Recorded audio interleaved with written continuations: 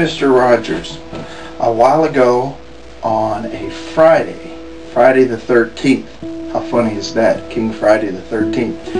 And met him while I was attending art school in Pittsburgh. I worked the internship at WQED's Design Center. And it was right around the time that Family Communications, which is the company that produced the Mr. Rogers Neighborhood Children's Program, was celebrating their 25th anniversary. So Fred was in and out of the office quite a bit. On the Today Show, on the Tonight Show, he was, but he apparently was on the West Coast taping with Arsenio, because Arsenio Hall had a show back in the early 90s. And while I was working the internship, he was my boyhood heroes, and I always wanted to meet him. And I said, I got to figure out a way how I can get his attention.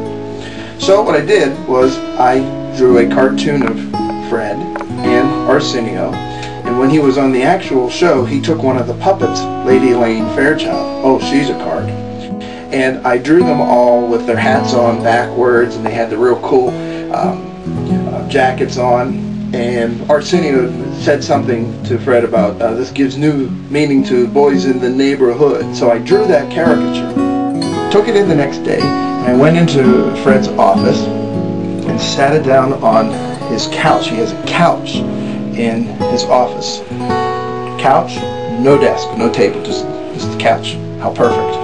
And set it down, and I got out of there, went back to work. The funny thing about the artists in the design center was we all were constantly playing tricks and pulling pranks on one another.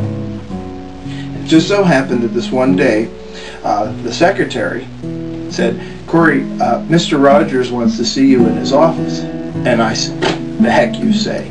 I thought it was another joke. And the rest of the folks there kept telling me all day long, Fred Rogers, no, really, Mr. Rogers wants to see you. You're supposed to come down and meet him. I didn't believe him. I thought it was a joke. So the end of the day comes, and I'm walking out down the hall, and there's a gentleman in a trench coat, bow tie, and glasses. And he's standing looking at a picture, and he's talking to a few people who worked with him. And I went over and I drank out of the fountain. I wish I knew who drew this picture. I wish I could meet this Corey who drew this. And at that particular moment I said, here we go.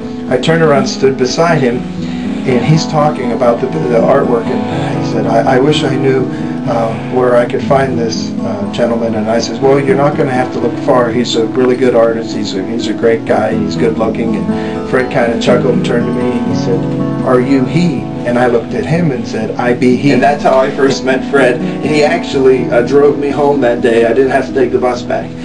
So it always gives me a good feeling when I think about the day that I met Mr. Rogers, and we became such great friends. And if there was ever a saint that walked the earth that I knew, it was Fred Wolf Rogers.